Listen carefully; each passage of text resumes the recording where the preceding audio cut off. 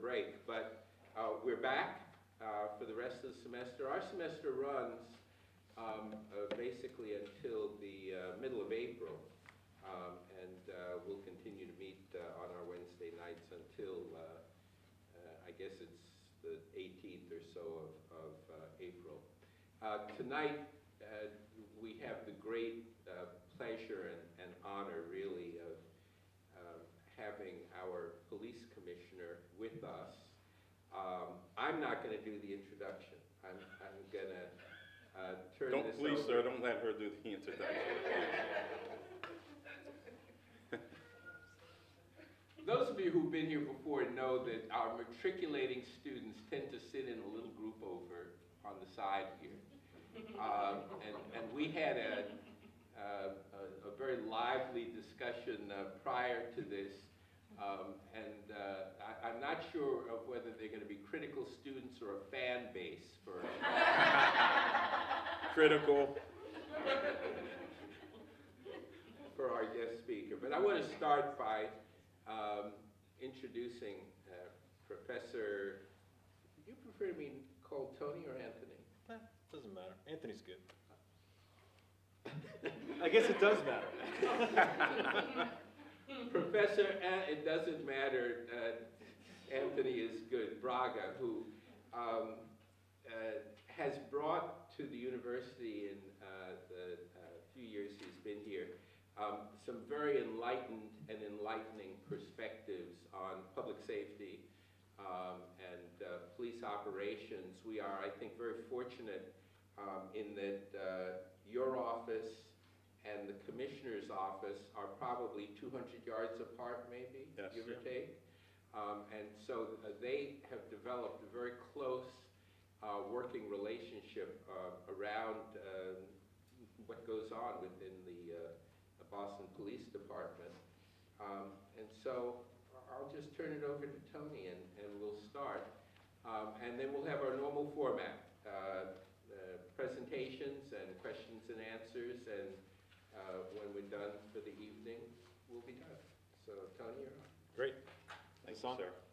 It should be. Push. Can you hear me? Is it okay? Okay. I don't need to yell. All right. Well, I guess I'm the opening act for the commissioner. Is that fine? And before I introduce the commissioner, we thought it would be good, if I could frame the part of the class that he's going to be talking about by just presenting some basic insights on two of the biggest challenges facing the city of Boston and its police department today. One is the persistent problem of gun violence, and the other is trying to do something about racial disparities in policing. So I'm going to start off by talking a bit about the nature of gun violence in the city, and then discuss some of the issues around racial disparities and police contacts with citizens in the city. And then I'll introduce the commissioner and turn it over for him to share his perspective, tell his story, things that he's working on. So before I start, I think it's important to just recognize that last year in the city of Boston, we had 56 homicides and 203 victims of shootings that stemmed from about 173 incidents. That's a lot of death and injury associated with gun violence. Now, historically, that doesn't look as bad as the city has been at different points in its past. In 1990, at the height of the crack epidemic, the city experienced 152 homicides. In a recent resurgence of gang violence in the mid-2000s, the city experienced 75 homicides in 2006 and about 377 non-fatal shootings that same year. So relative to some of the bad times in the city of Boston, the city's doing pretty well. That being said, there are still neighborhoods that are struggling with gun violence. There are still people whose young lives are being ended too soon, and these are things that need to stop. When you think about gun violence in the city of Boston, it really is a story of concentration. It's concentrated in a small number of places and amongst a small number of people. One of the projects that I worked with the Boston Police Department on involved taking 30 years worth of shootings, roughly about 8,000 shootings that happened in the city of Boston, and mapping them to the specific street blocks and intersections to which those shootings occurred.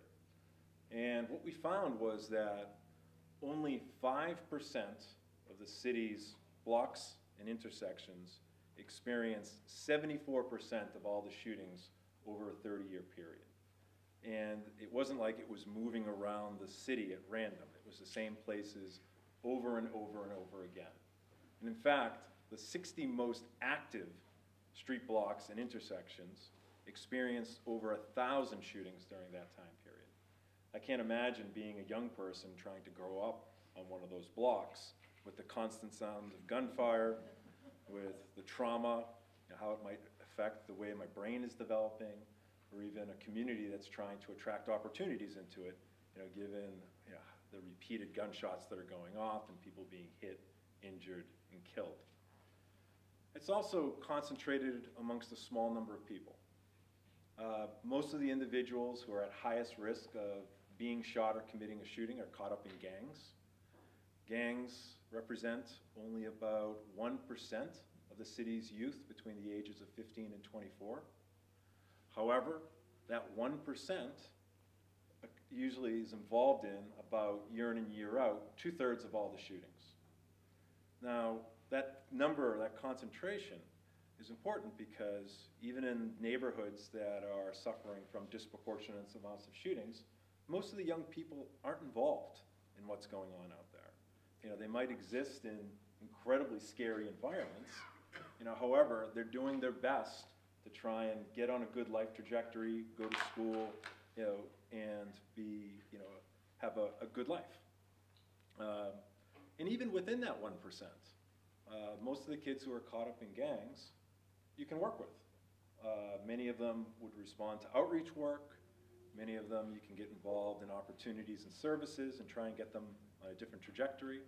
Some of them, enforcement strategies need to be focused on them in order to hold people accountable for shootings, as well as, for some people, that might be a bit out of control, and getting them off the streets in the short term is something that unfortunately has to happen. But most of the people in that 1%, are folks who are worthy of focusing resources on. And the Boston Police Department does a really good job in doing the outreach work that's necessary through community-based organizations, social service providers, street workers, to make those connections with the youth. And the Commissioner will probably talk a little bit about that during his comments. But as good as the city of Boston has gotten in managing these outbreaks of gun violence, there are still far too many guns on the streets of Boston. The guns that are on the streets, about 80% of the guns that are recovered by the Boston police are handguns. Even though assault weapons are out there, they're very rarely used in crime in the city. In fact, over the last 10 years, there's only been one homicide that involved an assault weapon. It was an AK-47. But by and large, it's mostly a handgun problem. On Warren Street. Yep, that's exactly was it. By and large, it's a handgun problem, and that's because handguns are very concealable. If you're walking around the streets and you're afraid that you're going to be victimized and you need a gun, you want to have it easily available and concealable on you. Most of the handguns are semi-automatic pistols, and there's been a real disturbing trend in the city of Boston of the handguns that are being recovered by the Boston Police Department getting more and more powerful. In the early 1980s, only about 5% of the handguns that were recovered by the Boston Police Department were larger caliber handguns. And by large caliber, I'm talking about 40 caliber, 44 Magnum, 45 pistols. Now it's 1 in 5. So that's 20% of the guns that are recovered by the Boston Police Department are these higher power handguns. And a colleague of mine, we did a simulation looking at fatal and non-fatal shootings in the city, the number of wounds, locations of wounds, distance from the shooter and the victim. And what we found, not surprisingly, higher caliber guns are more likely to result in fatalities when somebody's shot. But if you were able to somehow reduce the numbers of high caliber guns in the city, or even eliminate them, if you were able to replace them all with lower caliber guns, you'd have a 40% reduction in homicide. So it's very concerning that the weaponry on the street is getting more and more powerful.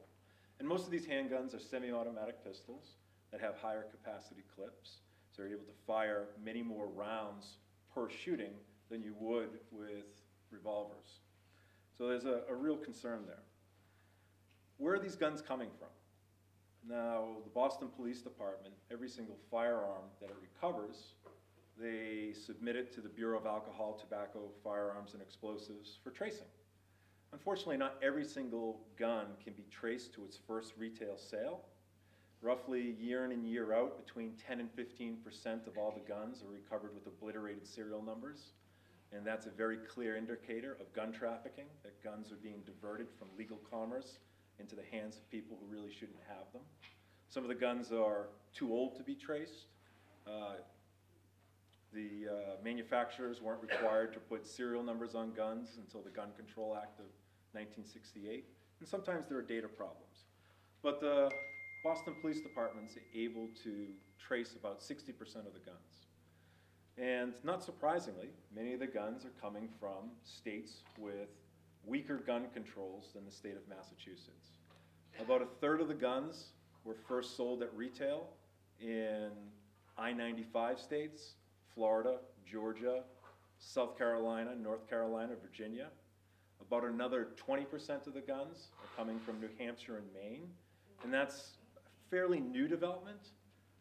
Back about 15 years ago, it was only about 5% of the guns were coming from New Hampshire and Maine, but as the Boston metro area has spilled up into southern New Hampshire and Maine, and there are these social connections between the city and people who are living in southern New Hampshire and Maine, and some drugs running up and guns coming back down, it's become an increasingly important supply of guns for people in Boston who shouldn't have them. And then roughly about 30% of the guns come from within Massachusetts itself, which when I was first looking at the trace data was surprising to me because Massachusetts has got really strong gun laws. However, I also do some work for the NYPD, and when you look at the source states for their guns, they have very similar gun laws in New York State. Only about 10% of their guns were first purchased from a licensed dealer in New York State. So we do have guns that are being illegally diverted within the state. Fortunately, our state does have a system where it tracks subsequent gun transfers. The limits of ATF gun traces, it only gets you to that first retail sale. So if I buy a gun as a legal citizen, I keep it for a small number of years, and then I might sell it to Willie, and that transaction in the state of Massachusetts would be recorded. In New Hampshire, that transaction is not recorded. So your ability to trace the gun stops right there. So in Massachusetts, those subsequent transfers are regulated, and you're able to look at that data. And we looked at about 500 guns that were first purchased in Massachusetts but recovered from somebody other than the first purchaser by the Boston Police Department. So you know that guns changed hands at least once. One of the disappointing things that we found was that roughly 60% of the guns weren't in the state system, even though they were supposed to be. About 11% of them were reported as stolen, so gun theft is an important supply line of guns. However, you also had roughly 29% of the guns that did have paperwork in there, and there was this subsequent transfer of firearms, from one person to another person before it was recovered in crime. So you have guns changing hands, sometimes quite rapidly, that accounts for some of the guns that are hitting the streets. Another pattern with guns in the city is that they've gotten quite old over time. So back in the 1990s, roughly 50% of all the handguns that were recovered in crime and traced were first purchased within 3 years, were recovered within 3 years of their first purchase. And when you have a newer gun, it's easier to investigate where it came from, so you can shut down illegal gun runners who are supplying guns into the city. However, the guns have gotten a lot older. The number of guns that are in that 3 years of the last time period is now down to about 25%. So you have more guns that are older, which suggests these secondary market transactions which aren't regulated, and that represents a real challenge for law enforcement who are trying to identify people who are diverting guns. Most of the guns, when you look at ATF investigation data, that are being trafficked into the city of Boston are trafficked through straw purchasers. Straw purchase is a person who's legally entitled to buy the gun, purchase the gun, but the actual purchaser might be Ted, and Ted might be prohibited from having a gun. So he pays me to get the gun. You know, I go into the store, I buy the gun, and then I hand it off to him. About half of the traffic guns that end up in the city of Boston come through straw purchasers.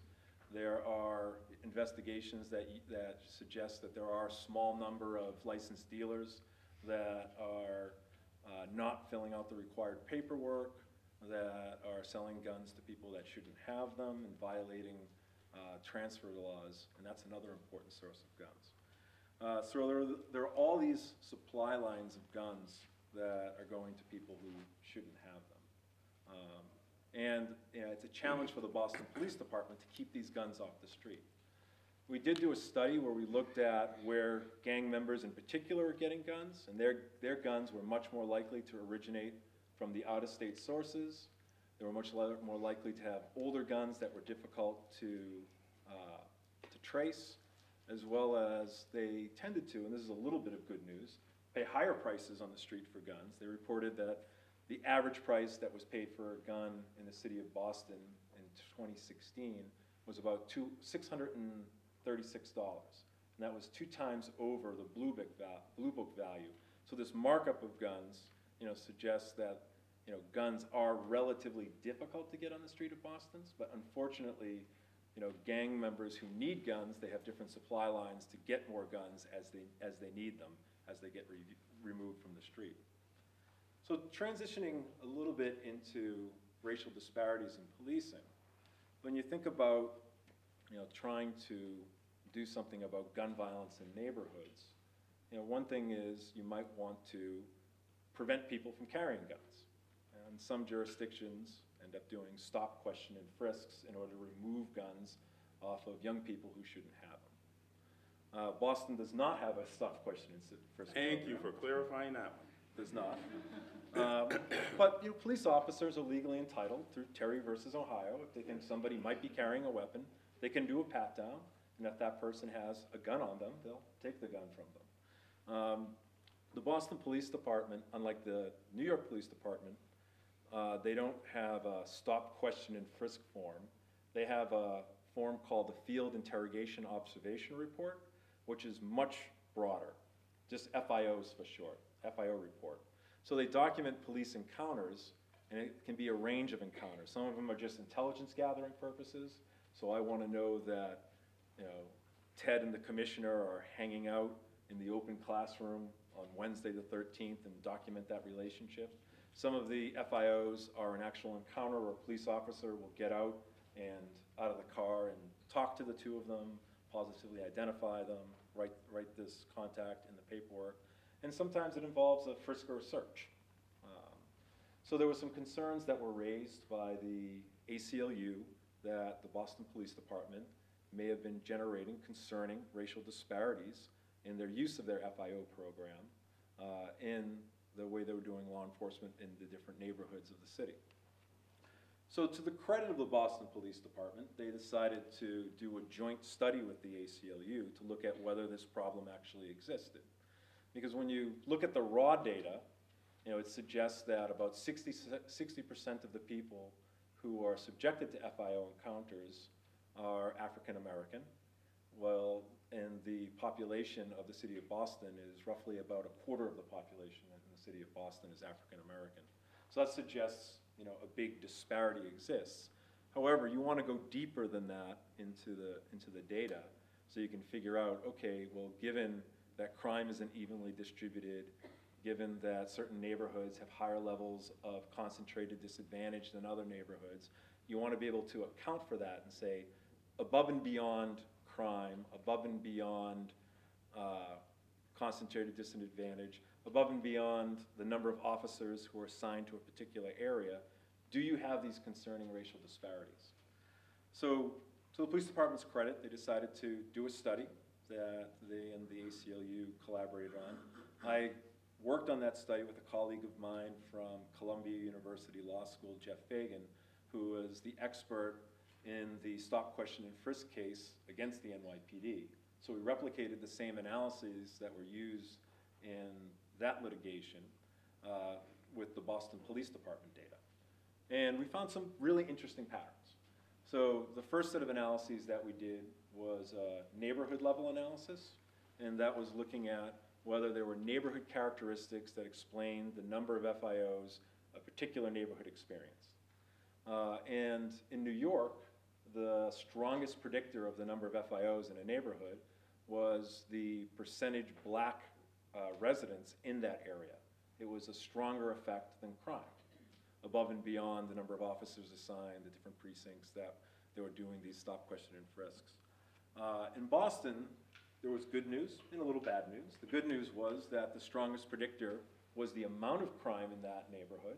So the Boston Police Department were indeed doing FIOs in the neighborhoods that were experiencing the largest amount of crime. However, there were these concerning disparities as well, that percent black, controlling for crime, controlling for the number of officers, controlling for all these other factors, was also a predictor of the number of FIOs a particular neighborhood got. So as the percentage of black residents in a particular neighborhood increased above and beyond the crime in that area, the number of FIOs also increased. Now the effect, when you just look at the analysis, it seemed like it was pretty small. So for every 1% increase in the percentage of residents that were black, it was associated with a 2.2% increase in the number of FIOs in that neighborhood in a month, right? You say, well, 2.2%, that doesn't sound like such a big deal. However, when you look at when a neighborhood is 85% black relative to a similarly situated white neighborhood, that's about 55 additional FIOs that occurred in that month in that neighborhood. And over the course of a 4-year study, that means that there were an additional 2,640 FIOs that were occurring in these neighborhoods as predicted by race relative to a white neighborhood. So you had, even though the disparity was small, it was having these larger impacts that really needed to be addressed. We did also an individual level analysis where we looked at the encounters and the people who were involved in the encounters and the FIO reports. And what we found was that the strongest predictor of whether somebody was repeatedly FIO'd over the course of the study time period was whether they were a gang member. Another strong predictor was their prior criminal history. However, controlling for gang membership and controlling for criminal history, we also found some racial disparities. Blacks relative to whites were 8.8% more likely to be repeatedly FIO'd over the study time period. And in an FIO encounter, they were 12% more likely to be frisked and searched. So again, another good news, bad news story.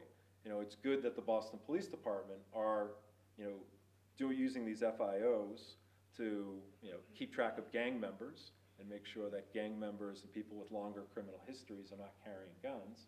However, above and beyond that legitimate crime control goal, you do have these concerning racial disparities that are occurring. We also looked at the officers involved, and we did find that white officers tended to do more FIOs and were more likely to frisk and search relative to non-white officers.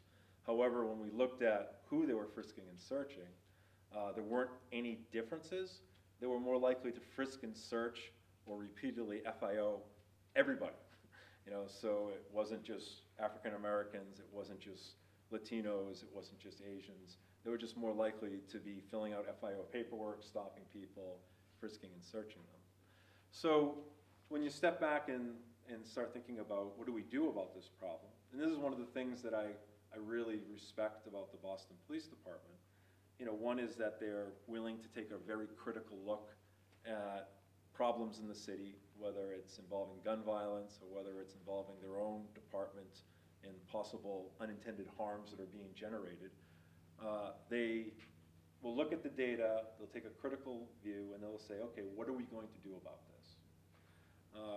So one thing that they did was to train officers to be much more circumspect in the use of FIOs. So back when the study was being done, and actually at the height of the use of FIOs in the city of Boston, they did 56,000. So it's not like, well, New York's a lot larger. They did almost 700,000 stop, question, and frisks in the city. The Boston Police Department filled out about 56,000 FIOs in 2008 at the peak time period of which they were doing these. In 2017, the most recent year where you have full year available, it was down to only 15,000. So that's a 73% drop in the use of FIOs. And part of that has been the police department saying, hey, let's be much more careful, much more discriminating about who we're subjecting to FIOs. They also subjected their officers, new officers in the academy, but also in-service training for all officers, in implicit bias to ensure that when their officers were filling out an FIO, it wasn't some, unconscious view of who a, symbolic criminal might be, that they weren't letting, trying to make them aware of, these unconscious biases that could creep into their decisions to do an FIO with a person.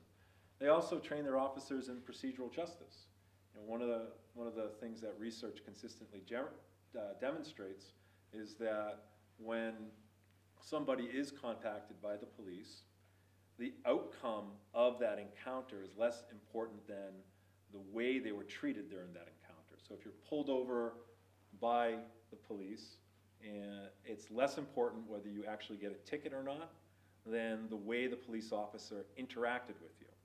So that's known as procedural justice. So if they explain why you were pulled over, if they treat you with respect and dignity, if they allow you voice to explain yourself, those kinds of transactions are much more procedurally just, and citizens are more likely to rate the individual police officer in the encounter as well as the police department at large more positively. So the Boston Police train their officers in how to treat people the way they would want to be treated. So when they do these FIO reports, or they do approach young people, that it would be a better interaction between the two. And another intervention that they launched, and I'll close on this and then introduce the commissioner, was body-worn cameras. As part of the settlement, actually, in the city of New York, the NYPD agreed to implement and test body-worn cameras to see if they generated desirable effects on racial disparities and the nature of police-citizen interactions. The Boston Police Department decided to do this without being forced, without a lawsuit. The community was coming to them and saying, hey, we'd really like you to experiment with this. And Not all of the community, though. Some. And some officers were open to doing it as well. And by the way, I wore the camera first because I wanted them. I'm a technology guy. And I got a picture on my website that shows that. It's a picture of him messing with his camera. But they decided to experiment with the body-worn cameras, and they made a commitment to test it out for 1 year. They got 100 cameras. We trained 140 officers in the policy and use of the technology. We had another 141 officers who served as a comparison group. At any one time, 100 officers were wearing the cameras, but over the course of the experiment, officers get promoted, they go out injured, they change assignments. So you had roughly about 140 of them that actually wore the cameras in the study time period. And we did find that the introduction of the cameras had some small but meaningful benefits. And one issue is Boston Police Departments actually get very few complaints and file very few use of force reports. So the average number of complaints per officer in the city of Boston is 0.2. That means a Boston police officer gets a complaint on average once every 5 years. In a place like Las Vegas, where I did another body-worn camera study, it was more like 0.75, which was 3 times the rate of which the Boston Police Department got complaints. So it was a low base rate, but we did find that in the treatment group, the ones who were wearing the cameras relative to the control groups, you did have a reduction in the complaints that were filed against the Boston police officers. It was on average about 1 a month. And we did find a significant reduction in use of force reports as filed by officers when they had to use force. The other thing that we found that was really interesting was that many of the officers who wore the cameras ended up liking them very much. They thought it was, going to be more advantageous to them to protect them against any sort of false accusations, but also they felt it diffused certain situations too. Once people knew that they were on camera, they were more likely to comply and behave. So now the Boston Police Department is considering a rollout. Almost done. Almost ready. Almost. So with that, it's really my pleasure to introduce Commissioner William Gross. He was probably one of the very first officers that I met in the Boston Police Department. I've been doing research in the city of Boston and with its police department. He is legit. For 25 years. And I first met Willie when he was a officer in the gang unit. We worked on some gang violence reduction initiatives. Then when he was a sergeant detective in C11. One of my favorite jobs. And we did some community problem solving work. And then when he joined the command staff, he was at the forefront of every innovative program that the Boston Police Department was trying to implement. He's an incredibly hardworking guy. He's earned every single promotion that he's had. He's truly somebody who's risen through the ranks, who's held a wide variety of positions in the police department. And what's really important, I think, is he has the respect of the line level officer as well as most of the people in the community. And that's not easy to sort of walk that balance. And he gets community policing probably better than, we've had some good commissioners, better than any commissioner we've had so far. None were from the hood. So with that, it's my pleasure to, finish my opening framing remarks and hand it over to Will. Thank you, sir. Yeah. This is my brother.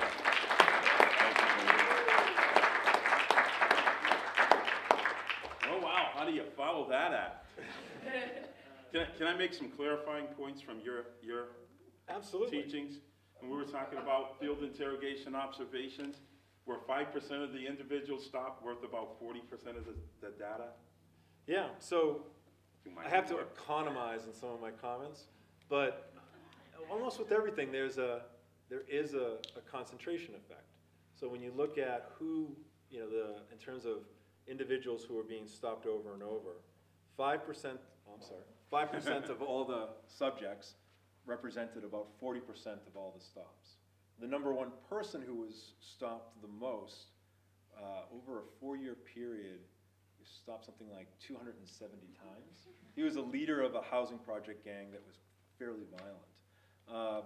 But to the same extent, when you look at the police officers who are doing the FIOs, it's also a story of concentration. Yes. Roughly about 5% of the police officers generate about half of all the FIOs, and these officers tend to be in assignments where they would be making lots of contacts with individuals. So the gang unit and some of the district anti-crime units. So there really is this concentration effect. Right. And guess what? The people that we interact with, a lot of times we all know each other. I've been there. And just one more, my brother. Yeah. On top of that, he actually really reads, so I gotta be very careful. Everything I write, on top of that, another 20% were just observations and not interactions, right? Yep. Okay. Yep. So there are 20% of the FIO reports that were just simply, they never got out of the car, they observed somebody that they knew. So, if I stopped Ted like 10 times, I don't have to actually get out. I don't have to actually get out of the car and say, hey, I know him. Are you Ted Lansmont?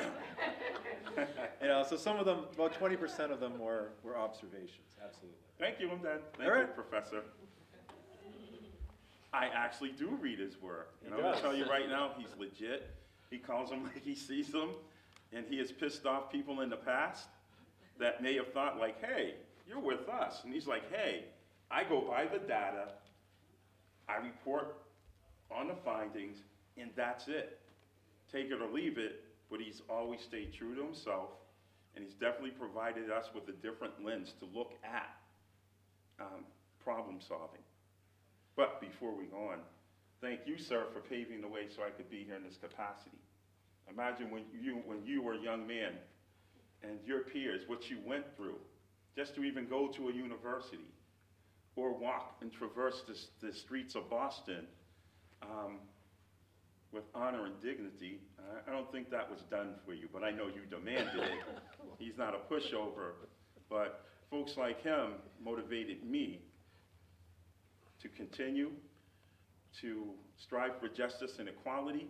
I'm kind of known as a rebel. I'll tell you like it is. I know my history, I know my self-worth, and I actually teach that to the young men and women in the streets of Boston, in the schools, anywhere I can go. Anywhere I go, I try to teach you that this country was built by everybody. Everybody made contributions from different countries, different ethnicities. This country doesn't need to be made great again. It's already great, but we still have work to do. Before we go into the fun time, a little bio. I'm not going to be long. Don't give me the look. Dude, it's your show now. Okay. So I am not originally from Boston. I told them. Sorry. See, it's okay. I am originally from Hillsborough, Maryland. I was born in the 60s. I have bragging rights. I was born on February 1st, Black History Month, in 1964. That decade yielded so many heroes, my heroes. Robert F. Kennedy, John F. Kennedy, rather.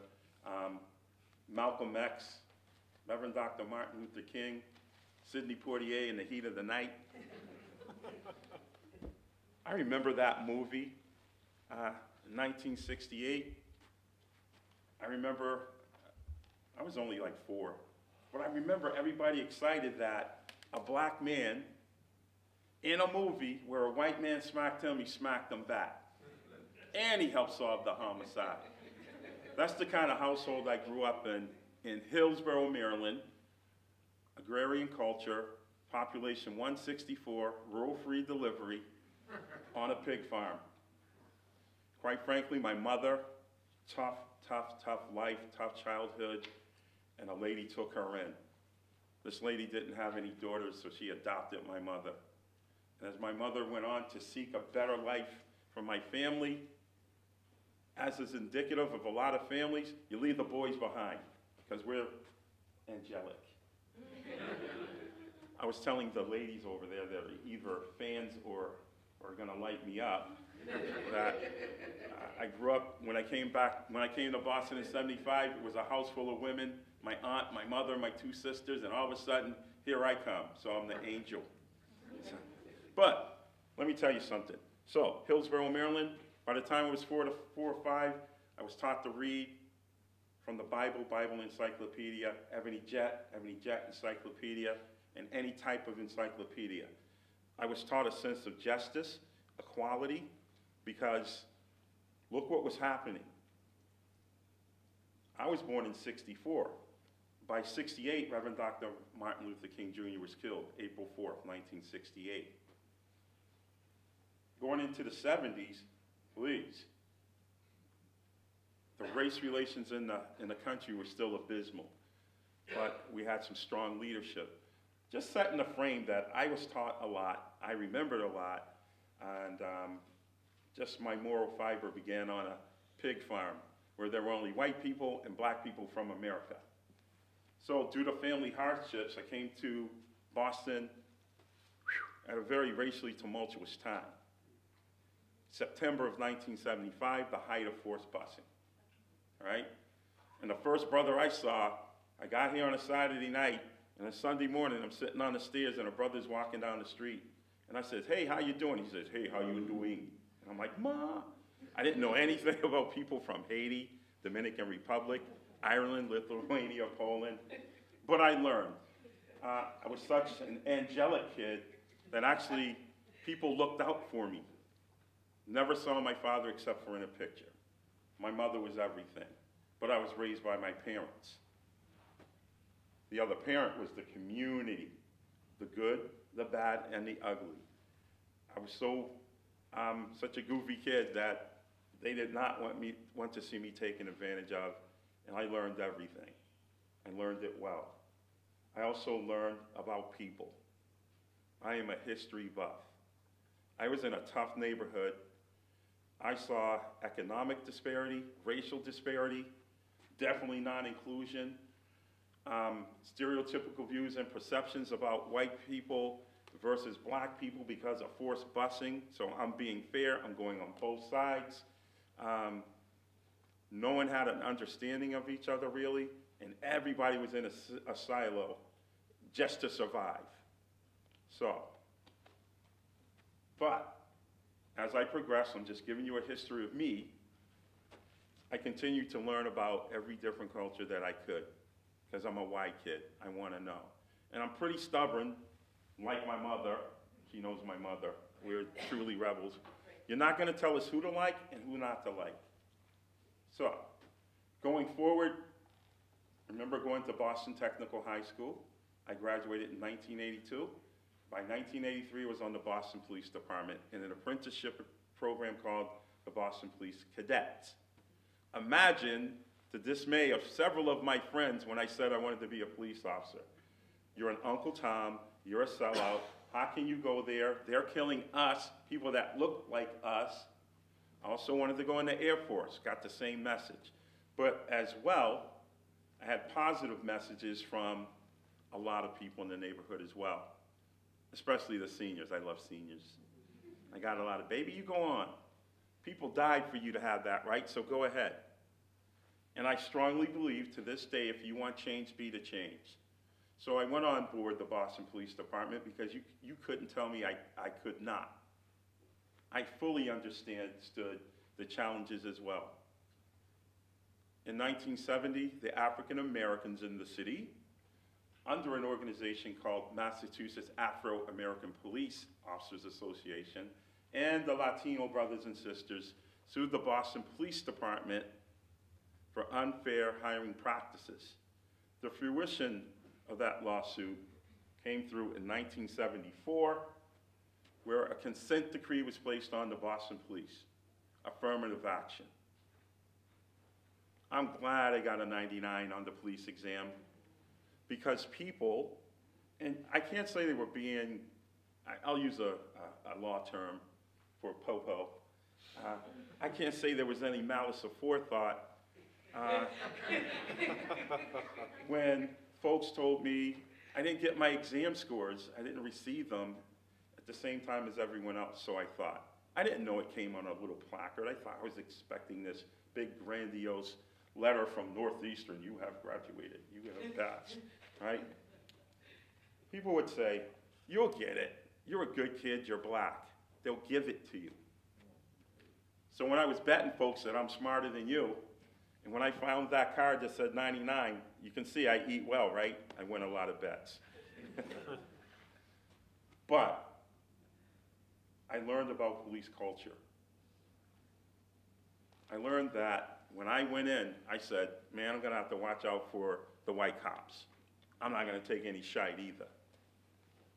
Here's what I learned. Not all white cops were bad, not all black cops were good.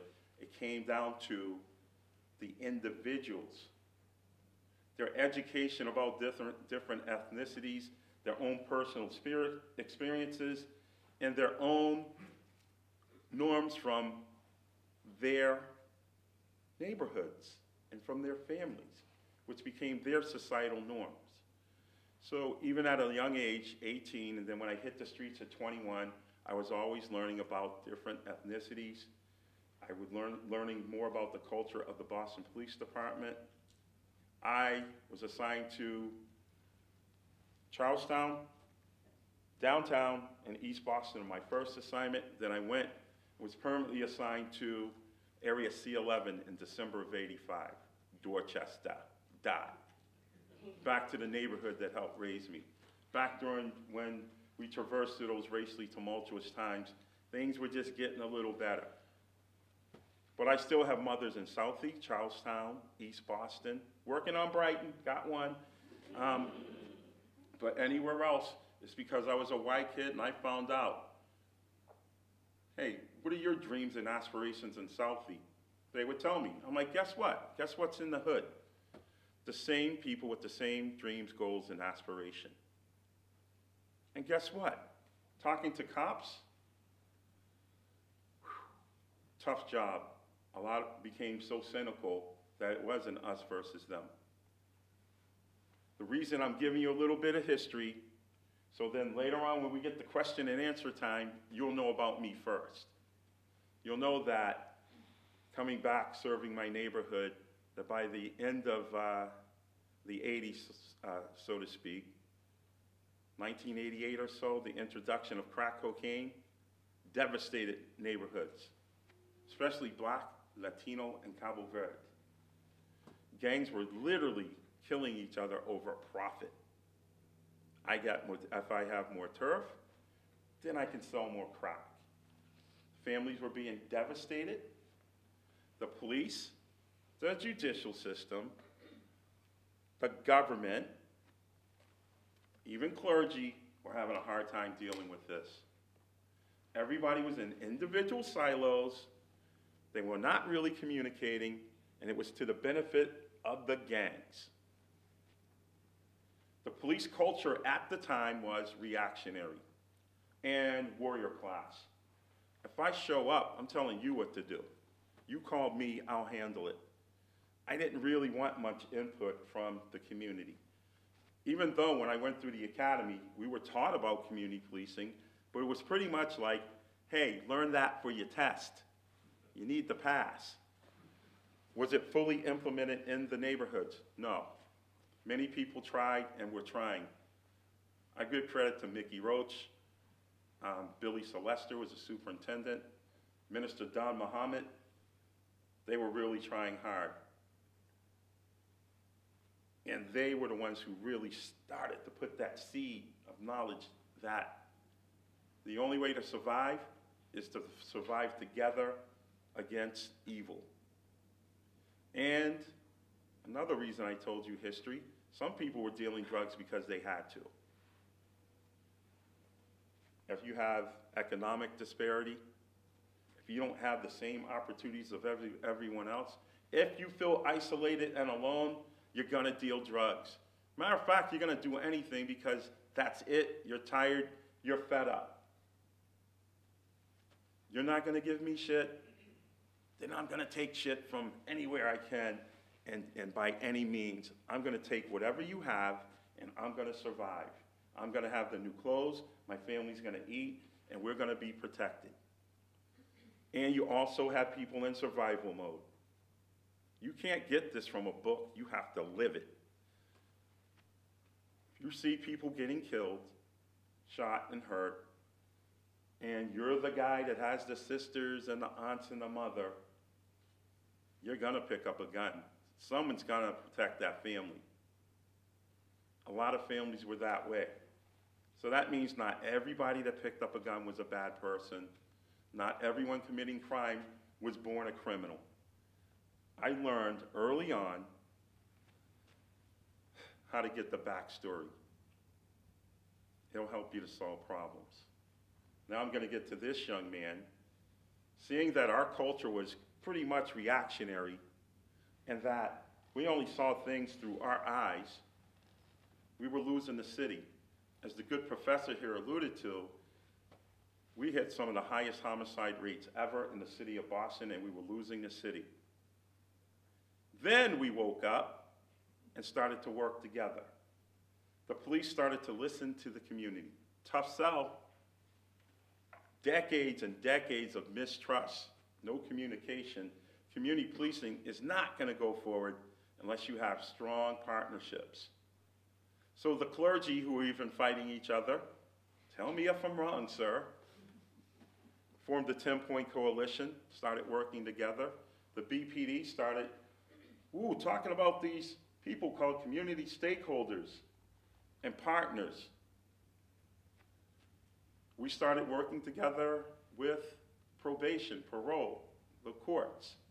Let's just say this, everybody started working together finally, came out of those individual silos, programs and initiatives were created, and we even utilized institutions of higher learning to give us a different look through a different lens. Criminologists and criminalists. Unheard of to ask civilians for help. Unless they look like James Bond's son. In the movie Highlander, where his dad Bond rode on a horse, and that was Ramirez. So, I remember going over to Harvard, the Kennedy School, to see him, and he'd actually come out. And folks, this was just good old-fashioned hard work. People were pissed off. And later on, we'll talk about mass incarceration and how that crack cocaine epidemic was handled, and how policing in the entire nation was about locking people up. That's it. But we'll get to that.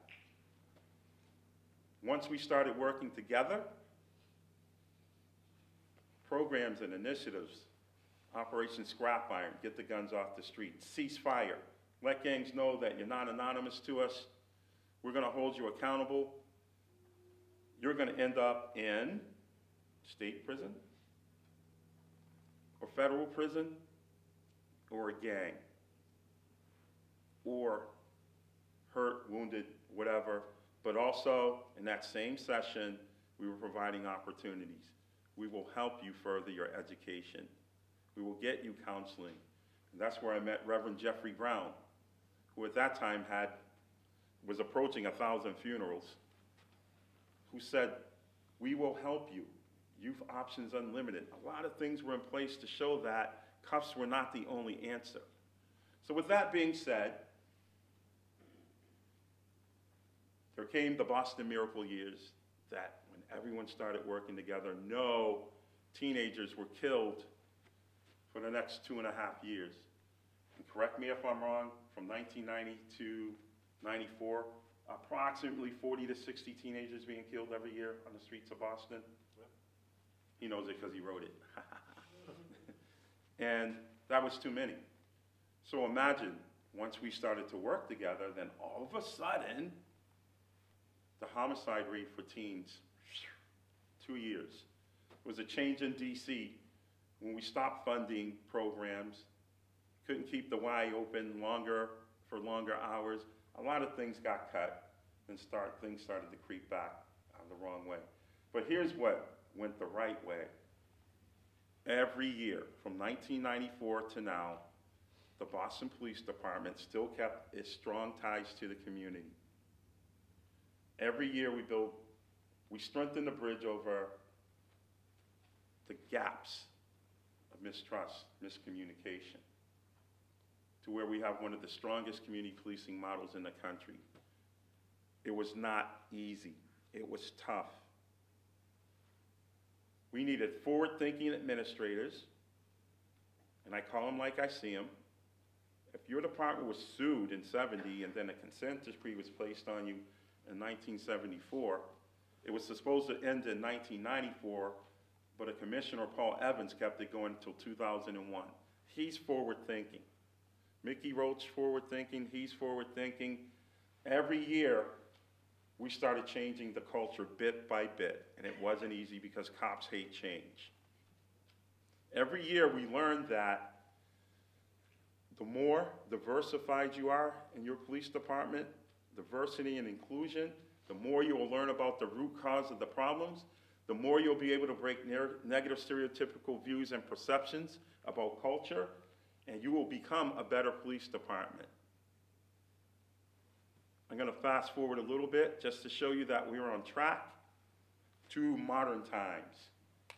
What about the shooting of unarmed black and brown men in the communities in the United States? And if you're a research guru, actually white men as well.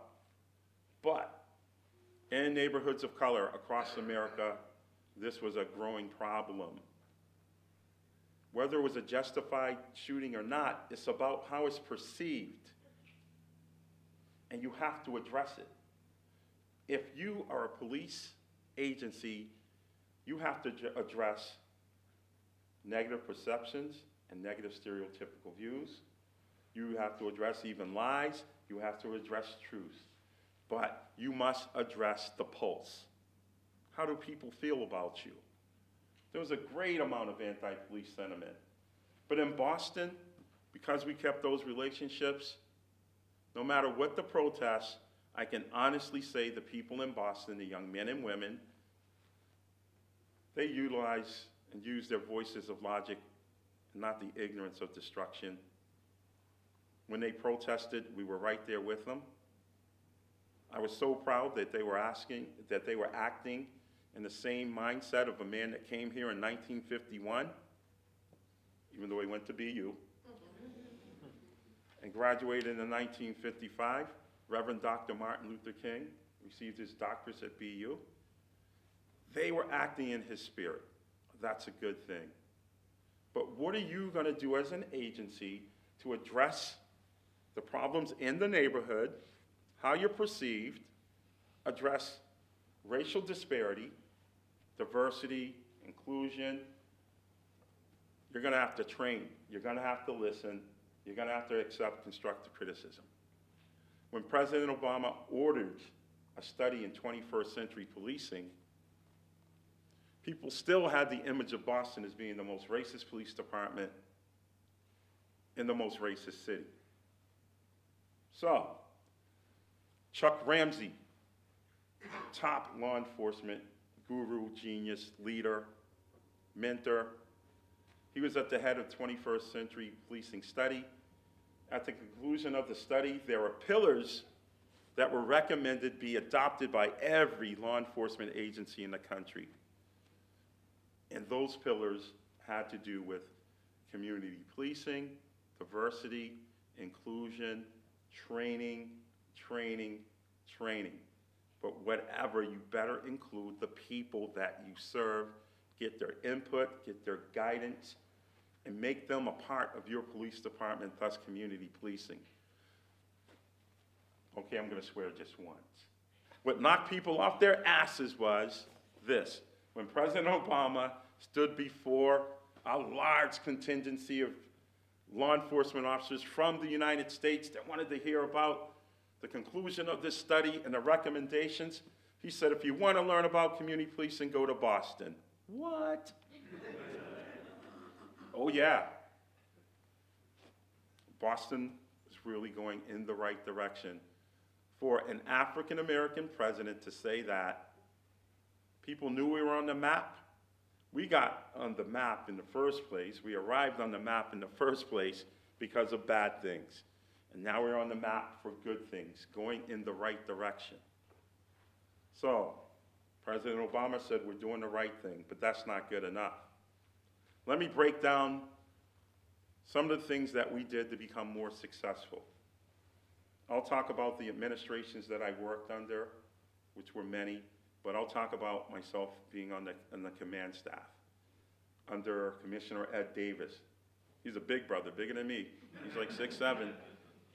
I couldn't wear Evans suits, but I could have wore one of his, right? I know, right? And I'm not running any marathons either. You never know. Ladies, if you can't lift me, you don't deserve me. So, but back to the serious stuff. We were really serious about making the changes in Boston. So, when myself and Commissioner Evans was working together, we promoted a young woman by the name of Lisa Holmes. She was a deputy, grew up in Orchard Park, tough kid. We went to Boston Technical High School together, Boston Police Cadet Program together, Boston Police Academy together. When my mother can't find me, she calls Lisa. Lisa is also a college professor. We lived in the hood. We saw friends die. We saw what it was like to be on a department that still had a long way to go because of nepotism, favoritism, racism, and politics. but she was held to task to create a curriculum so that we could train our officers to be ahead of the game.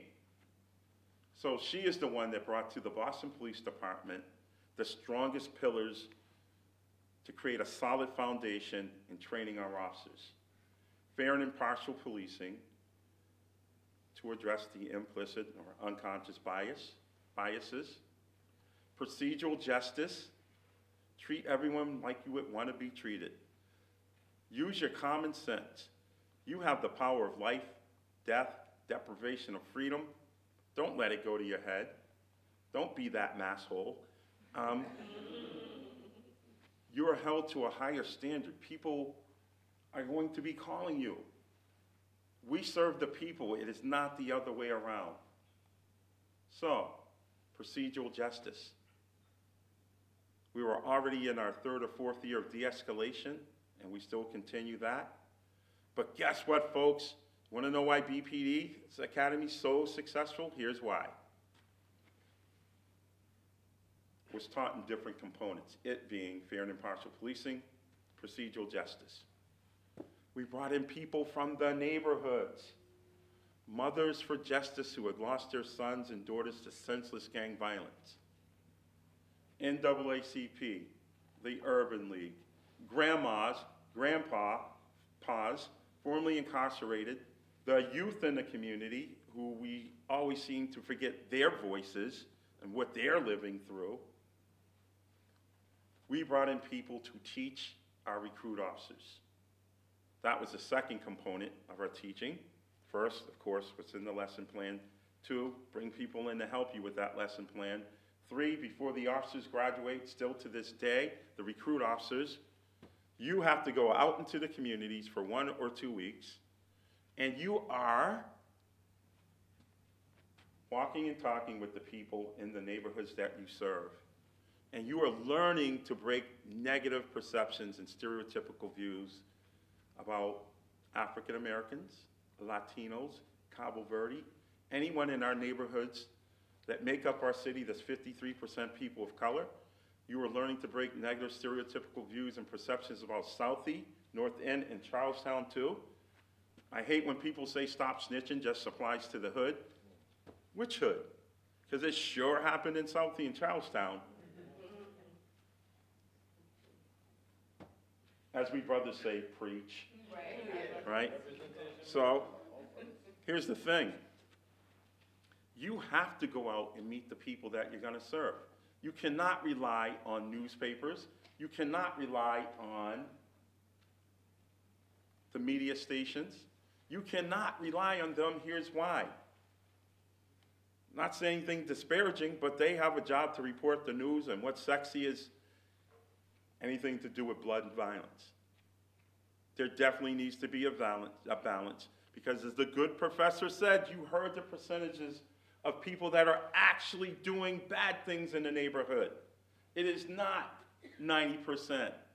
It is not 95%, 96%. It's 1 to 2% that are doing bad things in the neighborhood. For the last 10 years, our arrest rate has gone down, our crime rate has gone down, citizens' complaints against officers have gone down, use of force complaints have gone down. It has nothing to do with a body-worn camera. It has everything to do with building relationships and keeping those relationships. It has everything to do with whoever the mayor is, and the leaders in law enforcement, and the leaders in our criminal justice system. Sometimes that's bad. I'll tell you why in a minute. When you have relationships in place where you learn that a poor country kid from Hillsborough, Maryland, that came to Boston, where I could have gone the other way. A lot of my friends are dead, in prison, dependencies, and some of us made it. When you learn from someone that's actually lived in some tough times, you'll learn that you get pretty pissed off when you think people don't care, they're not helping your family, and they paint you with a broad brush as being insensitive and desensitized to violence, that you only care about sex, drugs, money, movies, women, you don't care about your kid. I'm talking about how people view you as people of color, or poor people from Southeast Charlestown and North End too. When you can understand that, because you have empathy, sympathy, care, and respect enough to actually talk to the people and learn the backstory, then you can start educating people about the programs and initiatives in place to make sure no family's left alone. You can surprise the hell out of people that painted the Boston Police Department with a broad brush of not caring, that in our neighborhoods with the most challenges, the most crime, we have licensed clinical social workers in the stations, housed in them. Isn't that right, Mr. Smart? Preach. This is Jerry Smart. Please stand. The people have to see you. Oh, he served many, many, many years as a Boston police officer in Area B2. He was a part of our community policing model, community service office. You need people like him who've lived through and know the history of Boston, to good and bad, to be your messengers of change. This is what I'm talking about when I talk about diversity and inclusion. Our police department should look like every neighborhood that we serve. We shouldn't be afraid to say it. Not only do we have that program where we have licensed clinical social workers in every station, that is Youth Connect. It's a part of a community policing model that has family. Here's the family: Boston Police, the community, the clergy, institutions of higher learning, our great medical facilities, whether they be neighborhood-based or the big hospitals, philanthropists. Stereotypical views go both ways. The white people don't care if they have money, they'll never help us. That's bullshit. A lot of people help. There are great philanthropists of all colors that want to see an end to death, destruction, a defeatist attitude. They give, give, give. So, philanthropists, private sector, even our professional sporting teams give back. This is why we're #1 in the country. And for heaven's sakes, if somebody's criticizing you, whether it's constructive or not, this is an opportunity for you to educate them about what you're doing. And when you're doing that, if you're law enforcement, here's what I recommend, here's what I do. I accept everything negative about the BPD, all of its wrongdoings, because right now, myself and the command staff, we're the face of the department. If you deny that there was negativity in the past, if you deny that people were dying at the hands of the criminal justice system, the executive branch of the United States, you will have no legitimacy whatsoever in a conversation, because it's going to look like you're ducking and you're hiding, and that you don't want to discuss things about like mass incarceration, racism, racial disparity. You have to own all that. Then you can do a compare and contrast. Yes, that was our culture then. Here's where we're at now. The Boston Police Department has a 78% approval rating in the communities. 53% people of color. It is not enough. I am not happy, because that means there is work to be done, and there's always work to be done. We are not robotic. I have over 2,000 police officers. Somebody's going to screw up. Somebody's going to piss somebody off. Somebody's not going to do the right thing. And I like saying that because that's from presidencies on down to clergy. We ain't any different.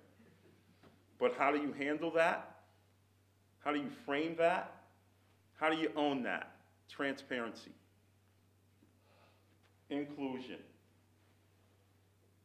Showing people you have the ability to police your own. educating people that you have systems in place, early intervention. Pam, personnel analysis meetings every 2 weeks. I will pick a district and we're going over every person in that district. How many arrests or not? Citizens' complaints, use of force, injured prisoners, IED complaints, anti-corruption, how many sick days you use, everything. That's called owning it. And I put it on the supervisors.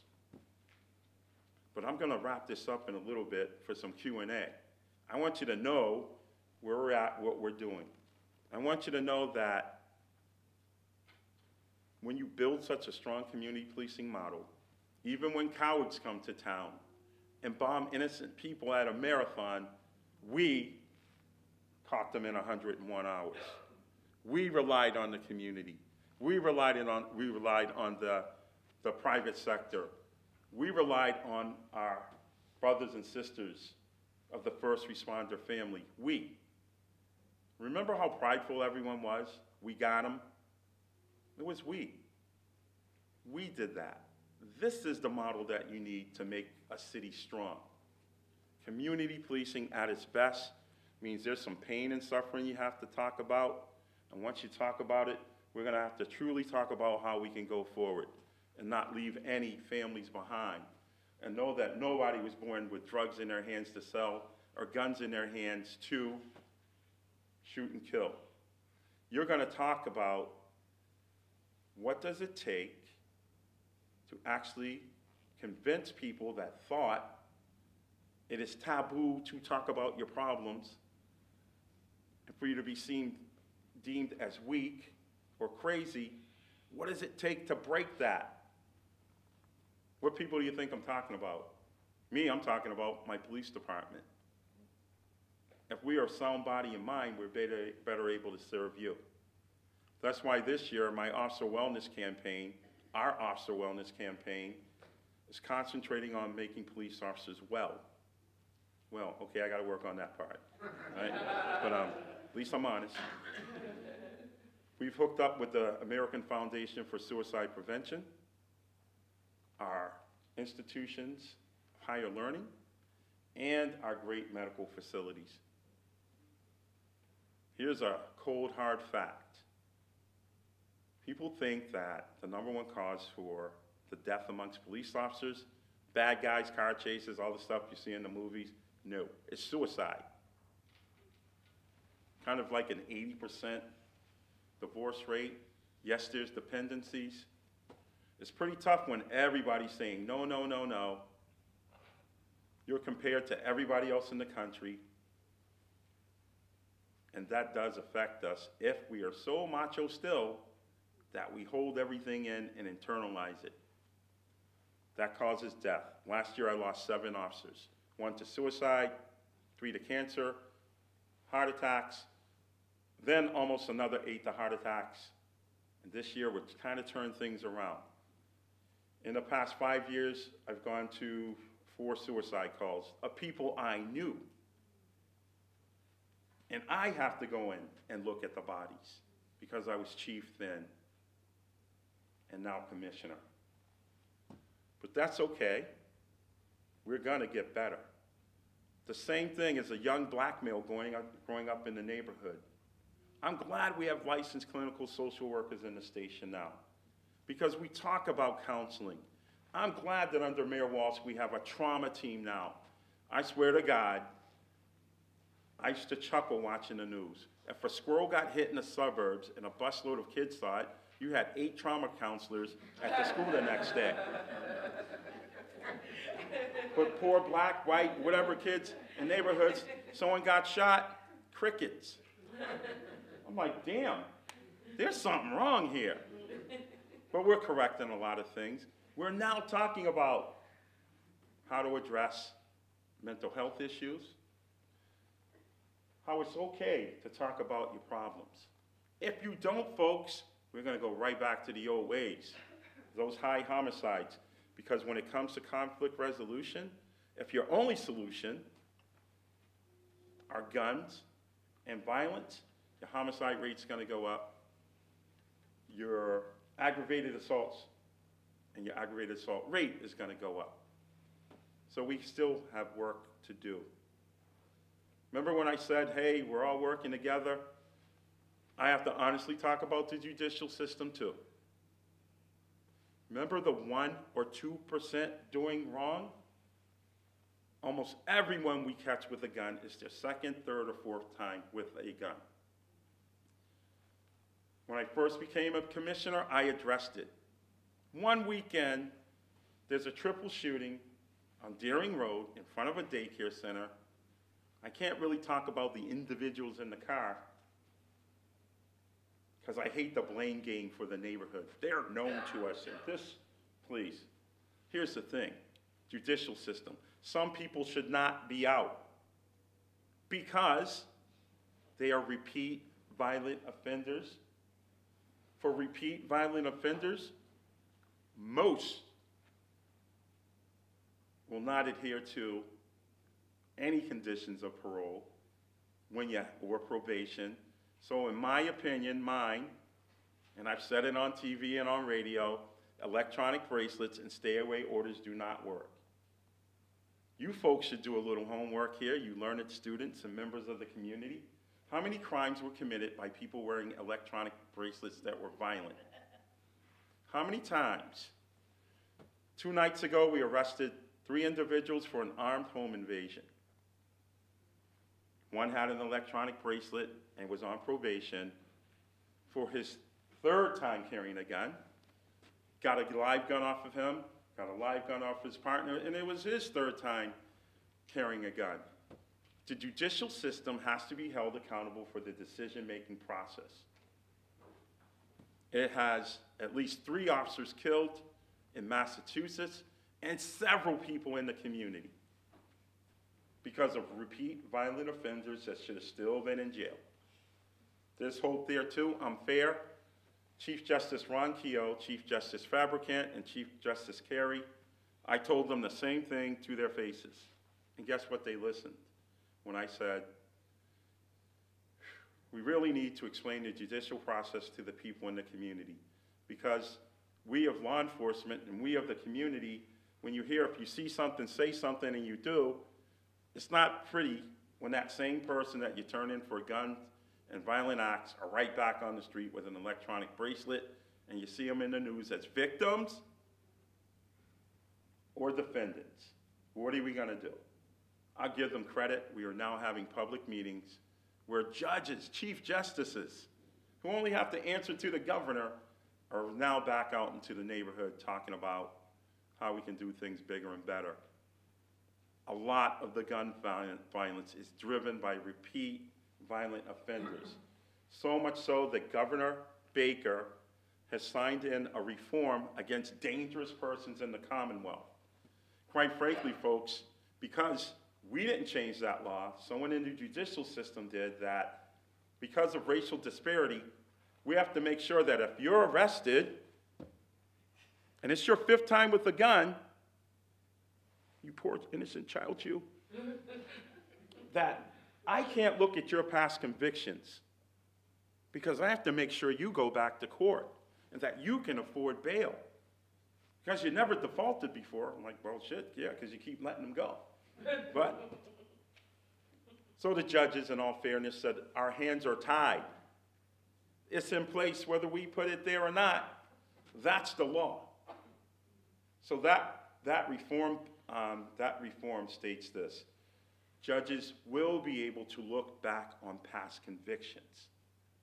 Officers, clerk magistrates, and probation officers.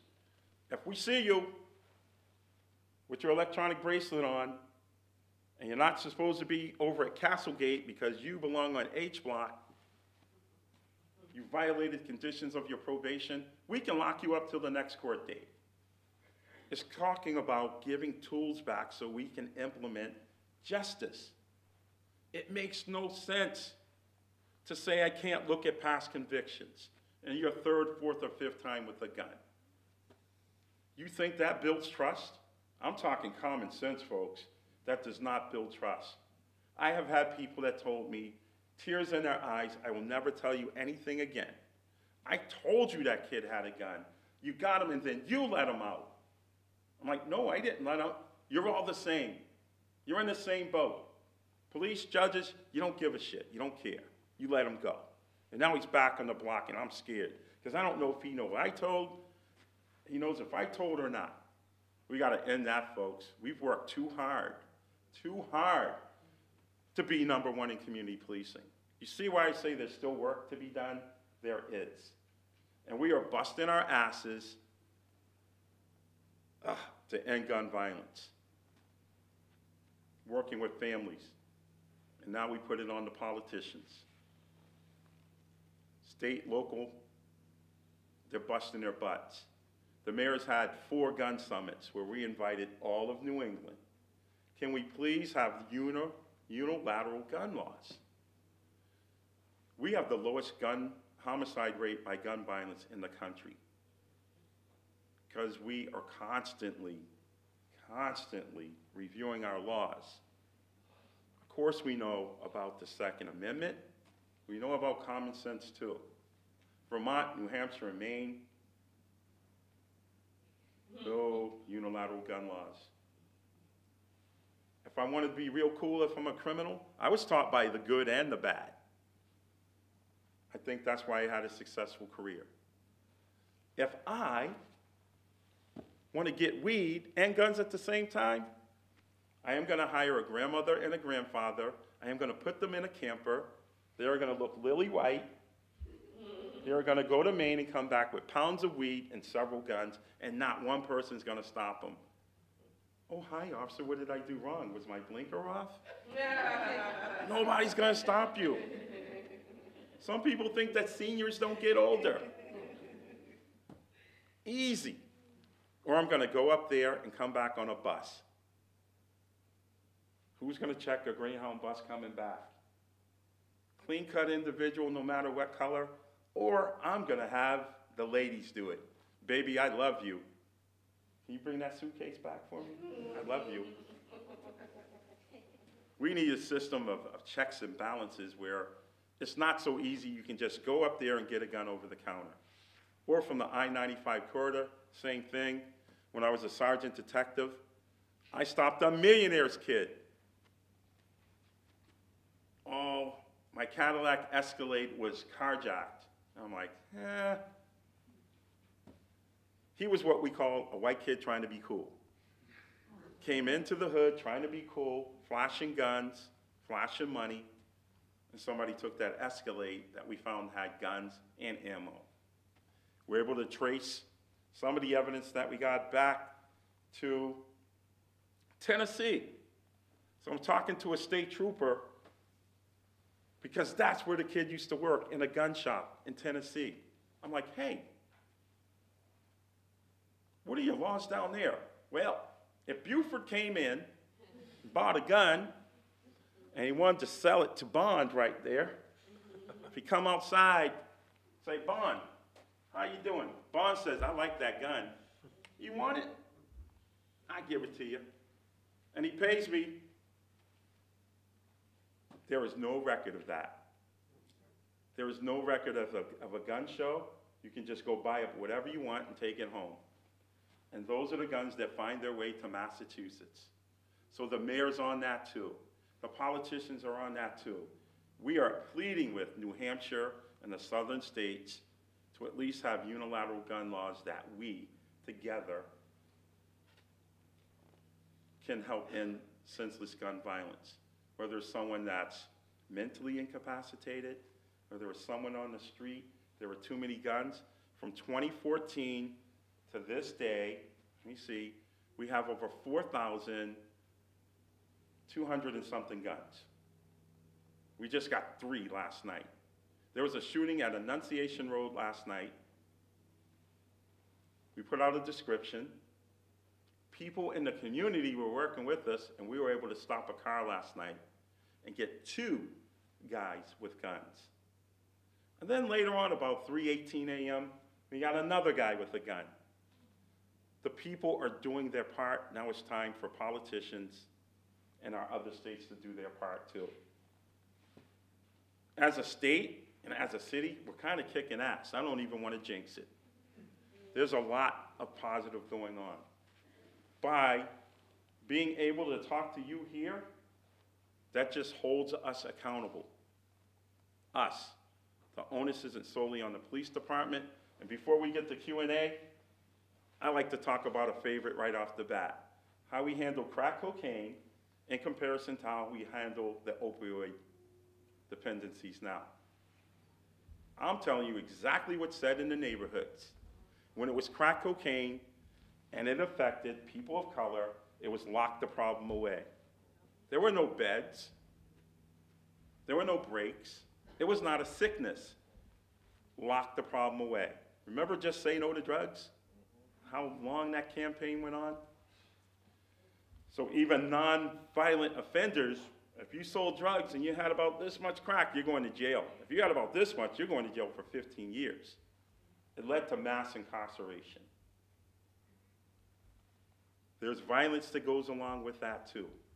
But locking someone up for one joint, one bump or two bumps, a lot of that led to mass incarceration because that was the accepted norm and the culture of the United States.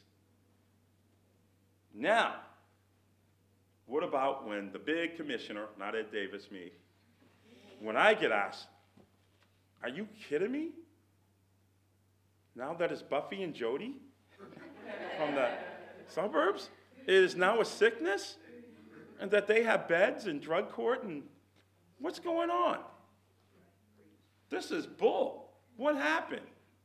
Guess what my answer is? We were absolutely wrong in how we handled that problem. The violent people, whatever, the arrests we made, that could not ever cure dependency. It should have been the entire village working on that problem. The people that were hooked on the drugs, cops never solved it. It should have been hospitals, the courts, the police, and the community. What do we have now for the opioid dependency? Hospitals, court, community. This is a sickness. We need to address it. We need to find the root cause. Back then, I didn't have a totally dedicated drug control unit that if you OD'd, yes, even cool you, that we're gonna be at your house the next day talking to your family. Where'd those drugs come from? Do you know anything about the dealer? How can we help out? I have a deputy, Stratton, who's definitely concentrating on the opioid crisis, homelessness, human trafficking, and mental health issues. You wouldn't have had that before. Because we realize that if we're taking a step forward in law enforcement and addressing these problems, that we know under our motto, we truly have people to work with us now. So my answer is, damn, we learn from our mistakes. You can't lock that problem away. You're gonna have to put it on everybody because everybody's being affected. Whether you have someone in your family or not, if you've ever traveled to Mass Ave in Melnia and seen those tragic individuals there, they need some help, and CUF's not gonna do it.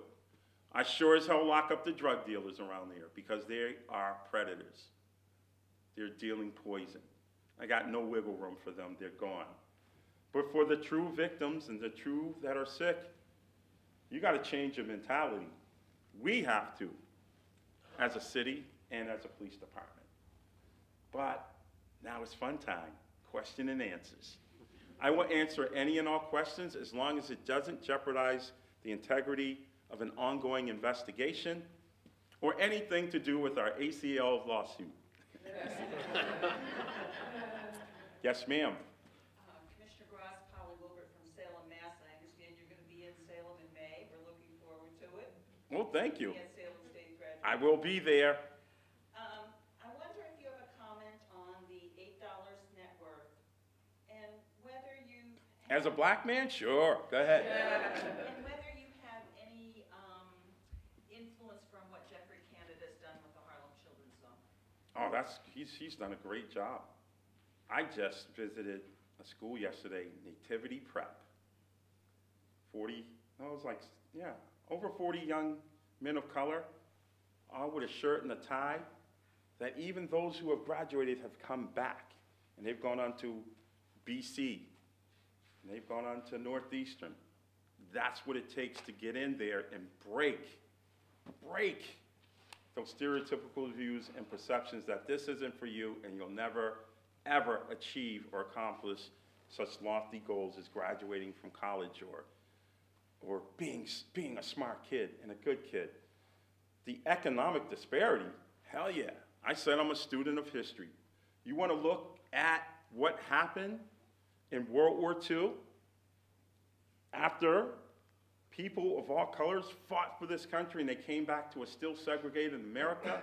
And this great country said, we're going to provide housing for you, you GIs, except if you're black. So, Old Colony, Mary Ellen McCormick, all of the housing back then called projects were put there to assist the GIs. That was not done for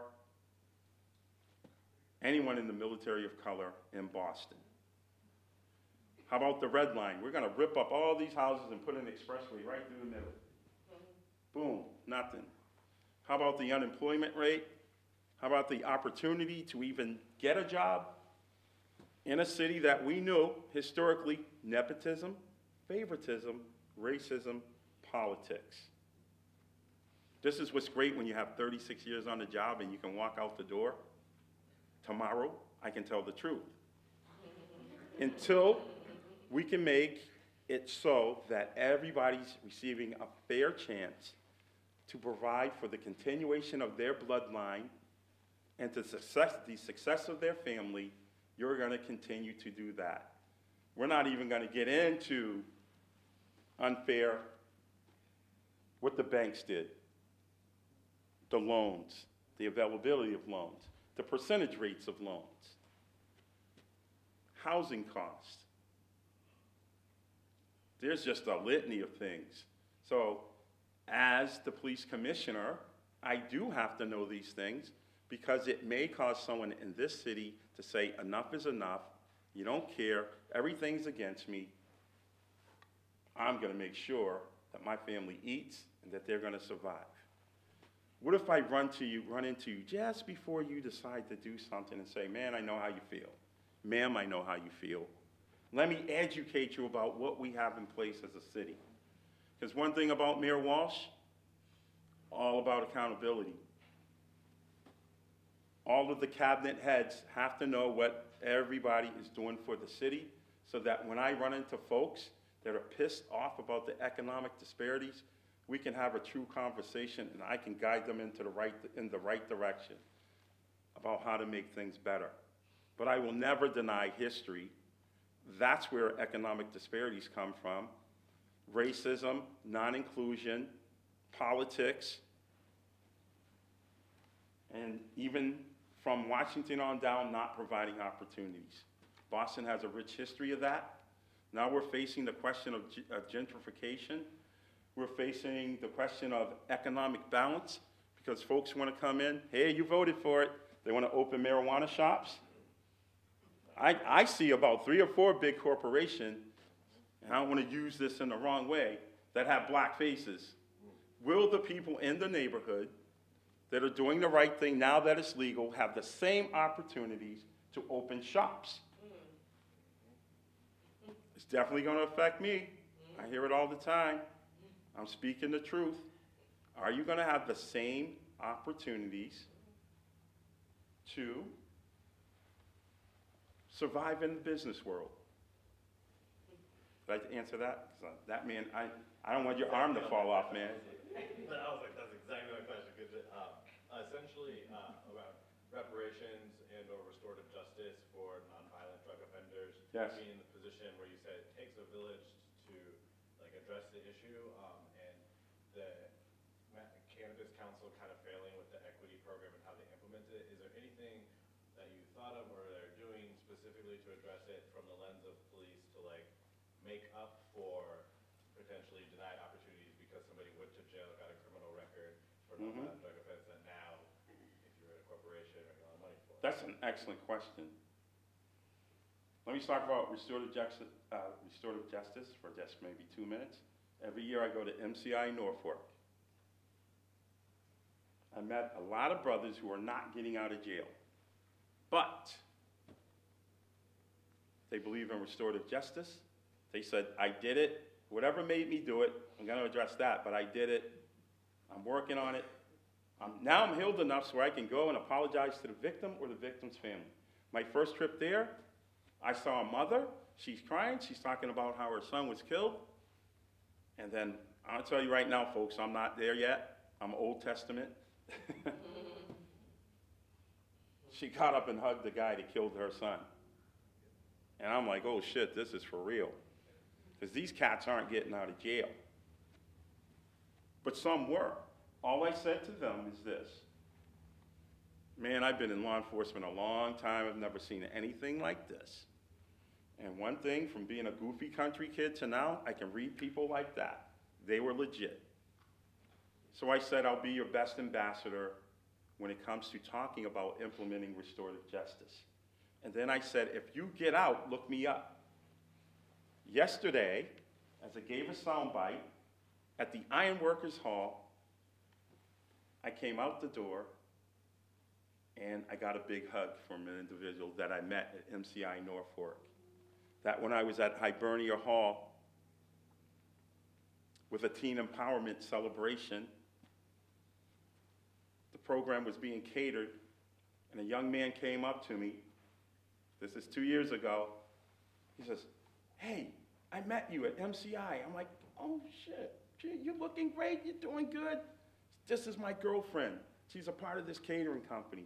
She was pregnant. Then we kept in contact. I even invited them to Area B3 Haunted House program for the kids, 1,000 people. He came. And then he wrote me a letter one day saying, I'm trying to get into a union trade job. Will you help me out? Sure. Anyone wants to call me? I believe in you. Then I didn't hear from him for a while. Until yesterday, turn around, I get this big hug. He's an iron worker. He has a 9-month-old son. He's making dollars. We were laughing about that paycheck. I said, it's good. Are you passing it on to your brothers? And then he held me to task. He says, man, I have so many people writing me now and how to help them. Can you help me help them? I'm like, absolutely. So we're going to definitely work on that. Just because of voices can cause you to do some messed up things. What I told the men at MCI Norfolk was this. Some voice, whether it was someone else's or the voice in your head, caused you to be here. But now, because you're behind these walls, does not mean that you are now voiceless. Tell people about the restorative justice program. The brothers that are going out, be the voice. So you can help save some lives and end recidivism. Damn, I have about 3 or 4 examples that are working nicely. As well as the mayor has a program called Operation Exit. Every year, for the past 3 or 4 years, we pick the top gang members, the top guys and girls that are driving the numbers. We got to them through grandmothers, girlfriends, probation officers, didn't care. Once you came to the table, why don't you hang with us just for a month? Be responsible just for a month as we introduce you into union trade apprenticeships. The recidivism rate over about 6 classes is 4%. Everybody's doing well. That's what helps end your crime rate as well. Now, you asked me about what does the police department do to help folks that are aspiring to start their business? I'll just tell you this.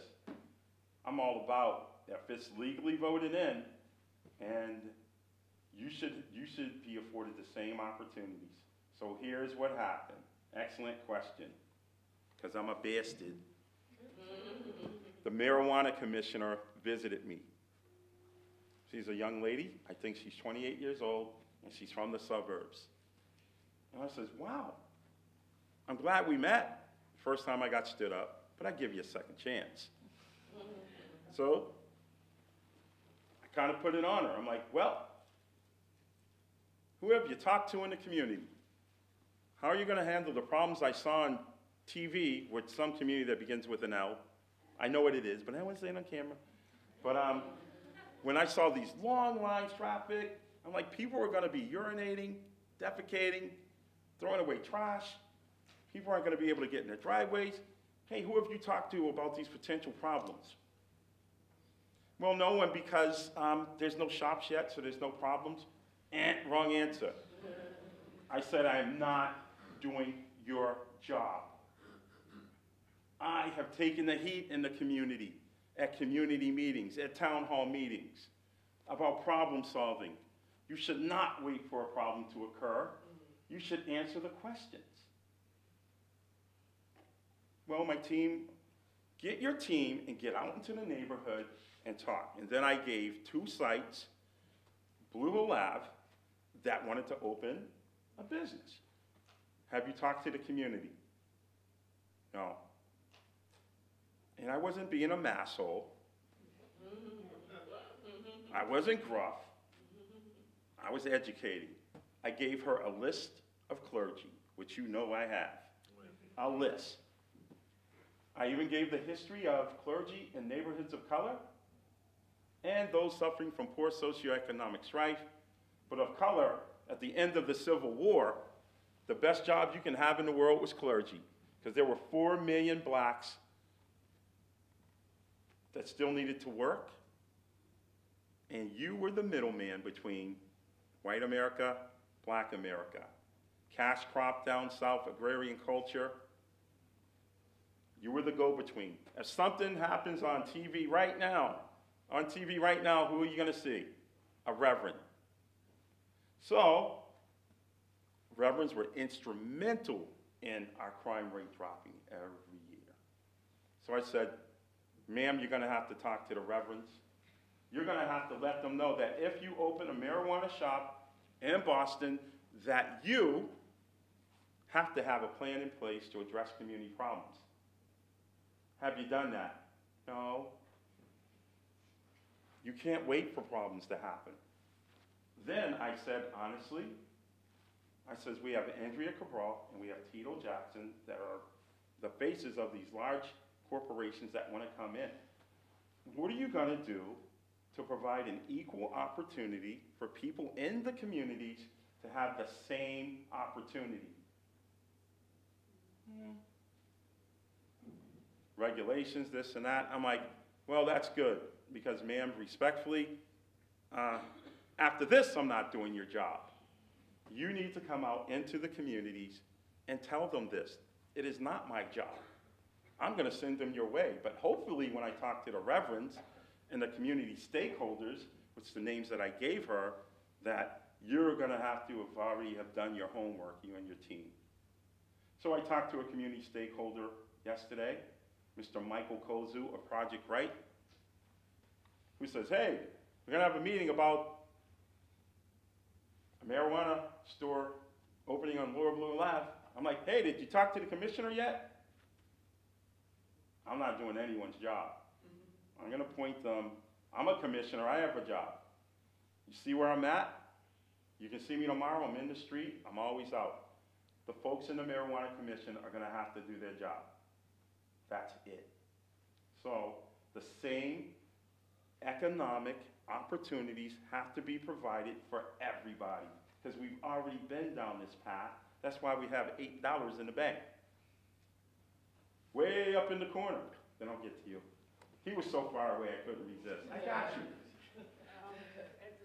At the same time that President Obama was praising the Boston police for community policing, he was praising Johns Hopkins Hospital in Baltimore for hiring returning citizens.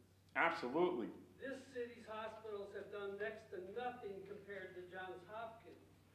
On that, I wonder if you can work with the new Office of Returning Citizens to change that. Yes, sir, we can. And by the way, I'm from Maryland, so I love Johns Hopkins. Baltimore's got a good thing going with reentry, with clergy and organizers and the hospitals. Here- Boston does not do that. Here's why I said yes to your question, because actually Baltimore was here with a program called VROCA, and I met with Baltimore. And we're still in talks with Baltimore about some of the programs and initiatives that we've implemented here. And anytime someone comes in to learn from us, we ask what we can learn from them. So we have had those discussions, and there's more talks going on than you think, but you're absolutely right. So remember when I said constructive criticisms or criticisms can lead to an education? Guess what? We're having those talks. So, on point. Go ahead. Whoa, no. You see that? So this question is not too relevant to what we're talking about tonight, but it is relevant to Boston in general. So I just finished a co-op at the Attorney General's office in the Violent Crime Victim Compensation Division in the Criminal Bureau, where my job was to get reimbursement for victims of violent crimes. We need more money for them. Oh my gosh, we totally do. But yeah, for hospital bills, funeral burial bills, rape kits, therapy, things like that. Worked really hard with like A1 and C11 and B2, they're all great. But I also worked very closely with domestic violence and sexual assault victims. And I read upwards of 1,000 news reports during my time there, all about what happened to them, which took a lot of time in Boston and its nightlife. And then Olivia Ambrose happened in the fall, and campus at least was very, very scared. But then Jassy Cray happened last month, and now I think Boston women in general are both terrified and pissed. So Jassy was 23, I'm 22, I turned 23 in 2 weeks, and I don't want to go out. So I'm really curious as to what BPD is doing. Besides, I know you did some work today or yesterday about making bars more of like a safe haven for like calling the cops when it goes wrong. You go ahead, I'll answer What is afterwards. BPD doing in particular to make Boston a safer place for women, and this specifically? Excellent question. The first lady that, I can't mention her name legally anymore because of rape shield protection, but here's the deal. The meeting that we had yesterday, we being Boston Police, State Police, Transit, also Commissioner Finn, got his heart, Chief Hooley, EMS, First Responder Family, there will be no gaps in our quest to make Boston safer. I don't care about the Seaport District jurisdictional issue. We have to protect the patrons and the citizens in our destination city. And we need the input from the licensed premise owners. We can't bring them in and say, if you don't do this and you don't do that, that's bullshit. We're gonna have to work on this together. So out of that meeting, we are putting together a working group and/or committee for best practices and protocols to make it a safer environment, not only in downtown, not only in Seaport, not only in the South End, but any licensed premise establishment in the city. Because once the coward predators and hunters know that you have resources here, there's this thing called displacement. And we don't want them to be able to hide anywhere. So we're working with all of the licensed premises units, and law enforcement, and first responder family. Whether you're an ambulance and you're going down the street and you see someone stumbling around, you're gonna stop and pick that person up. One of the buses going by, they have a camera, they see something, you're gonna call that in. More directed patrol at certain times around our licensed premises. We talked about the 21st century where you have technology available to you. We would not have found Jassy if it was not for a private sector video catching that coward working down the street or the license reader from Club Venue. My detector saw individual walk in, and then they went through a shite load of licenses until they were like, hey, what do you think? Yeah, boom. That led us to Providence, where my friend, Colonel Hugh Clements, my brother, no egos, no separation, helped lead the investigation. We brought in the U.S. Attorney, we brought in the District Attorney, we brought in the Senior Agent in Charge of the FBI, the Attorney General of Rhode Island, and even in Delaware.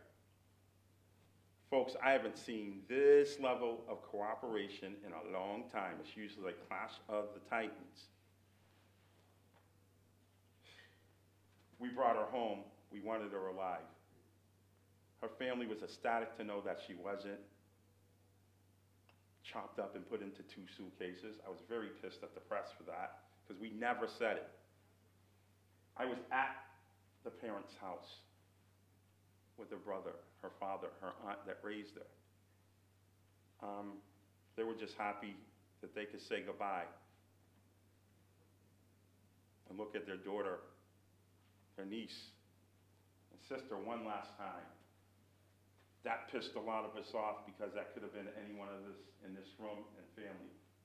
So what we're doing is this. We're not blaming the victim, but damn it, we gotta have some common sense. There's an educational lesson in all of this. You cannot leave your friends alone. You cannot overserve. And if someone's inebriated to the point where you want to kick them out the door, you can't do that. Call us. And then on the police, you cannot tell us, we cannot tell you to call us. And every time you do something like that, we do have to write and document it. Unfortunately, it's in the form of a violation. We will be documenting that this club called us because the person was incapacitated and they wanted to assist them. So when that is reviewed by the board chair, the licensing board, they will know, hey, they did the right thing. We have to be fair. This is about saving lives. We also have to partake in a media campaign that says there are predators out there are hunters out there, we have to look out for each other. First responder and the private sector, we're doing it. What are we doing as family, friends, and everyone to help send this message? Here's why. Do you think that lesson was learned after 2? 3 nights ago, after being up the whole day, at 3 o'clock, I was awakened, 3 a.m., there's a young lady missing from the House of Blues.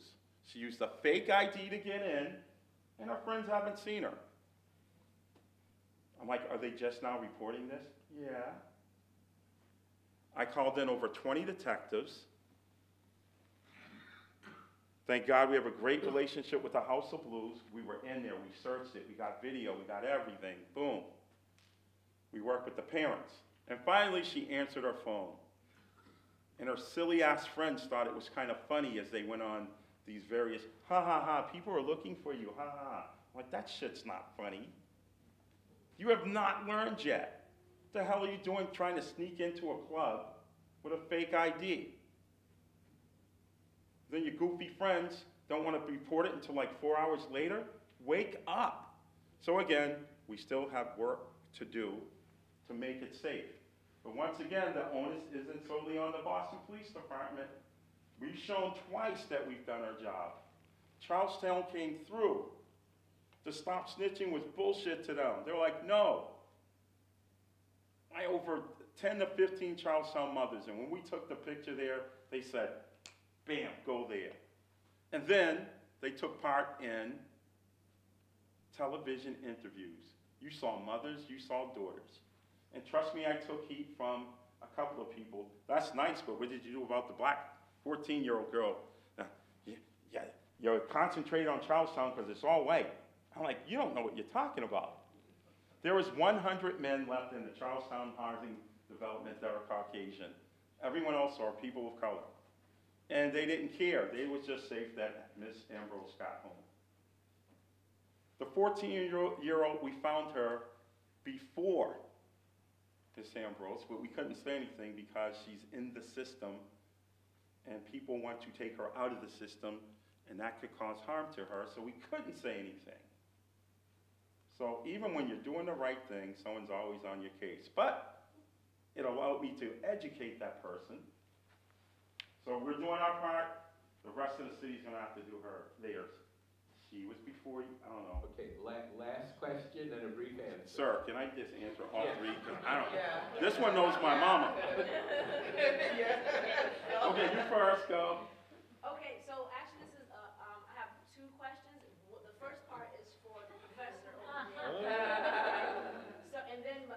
business. Yes, and the follow-up is for you, Police Commissioner. Earlier, you stated that kids, there's like 1% or so involved in the shootings, and you said that the kids can be engaged through like outreach, the kids that are worthy. So I would like for you to clarify what kids are worthy and what is not, and what happens to the kids that aren't worthy. Are those the ones that end up dead or in jail? And so my follow-up, second part is for you. I live in public housing, Mary Ellen McCormick, and there are a lot of shootings in my neighborhood, and I speak about this often because it's very near and dear to my heart. There's a young man who's in a wheelchair. He got shot outside my son's window, and he only finished the 9th grade. He's still in a wheelchair. He can barely walk. And so, is that? I don't know if, with your all your research, would he be worthy or unworthy? But my question to you, Police Commissioner, is I always try to engage his friends and his group of teens in my community, but I have a hard time engaging them and having them get out of the community because they don't trust the police. They don't see any community policing, and it's just a huge disconnect. So I know that you said there is strong community policing, and I would like some advice from you on how to engage them because they don't see anybody on your platform that resemble them where they can trust. I try to have them come downtown to City Hall, and they did not want to go because there's white people, and they don't trust white people, and they feel like they're out to get them. So how can I engage these kids? I'll give you my contact information, and let's see if they want us to have a youth police dialogue with members of the gang unit that look like them, or any of my police officers that look like them. And we do have a hell of a community policing effort going on in Southie. But you heard when I said we still have work to do, we do. Now let me defend my brother. He said, I'm good. he's good? I'm just gonna tell you. I'm finally get a question and you're gonna take my vote. I'm just saying. He doesn't play that. He's fair to everybody. I'm not saying he's not fair. And So let me just say, you know, I may have misspoke as I was going through my presentation. But they're all worthy. I mean, what I was trying to say is willing. Not everybody that you approach with services is ready, you know, to take those services. You know, they're not ready to take advantage of what's being offered to them. So I know them. Go ahead. So, you know, it's sort of the intersection of My very smart. being able to offer opportunities and do the outreach work with somebody who's ready to receive it, you know, and just being there, developing those relationships, and be able to connect with them when that moment happens. And that's one of the key ideas, I think, behind reentry. You know, some of the people who are coming back into the community, you know, they're looking for change. You know, some of them aren't ready for that change. So some of them you offer services, you try and develop relationships, you do follow-up work, provide mentoring, and they're not there yet. But when they are there, we want to make sure that you're able to get them on track. So if I misspoke, I apologize. They're all worthy. They're all you know, folks that we should be trying to get on a better track. But not everybody's there. Right. You know, and that's what I think I meant when I said, you know, some folks are out of control, and maybe enforcement is what is necessary in the moment. But you know, in other moments, it's outreach and opportunities. Okay. We're gonna, oh man, our guests are gonna be around for a few minutes after we do. Thank you. You get me in trouble. Thank you, folks.